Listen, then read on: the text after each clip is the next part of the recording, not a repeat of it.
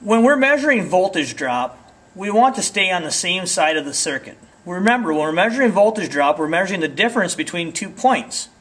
And on the same side of the circuit, the difference should be very low. When we measure simply from our battery negative to our battery positive, we have a big difference there.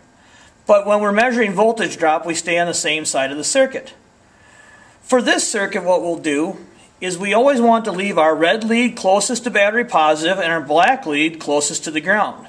So to measure the voltage drop of the positive side of the circuit, I'll put my red lead to be positive and my black lead to pin 1 of the circuit. And we see that we have a total voltage drop of 0.79 volts.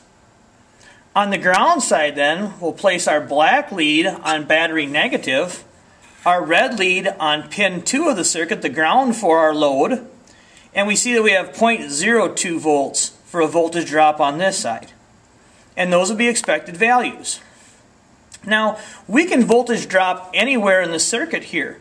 If we want a voltage drop, if we are suspicious of a switch, and if it's the problem in a circuit, we can go down here to the switch, and we can see where our power goes in and where our power comes out, and measure the voltage drop of the switch itself, keeping the leads with red lead closest to battery positive, black lead closest to negative.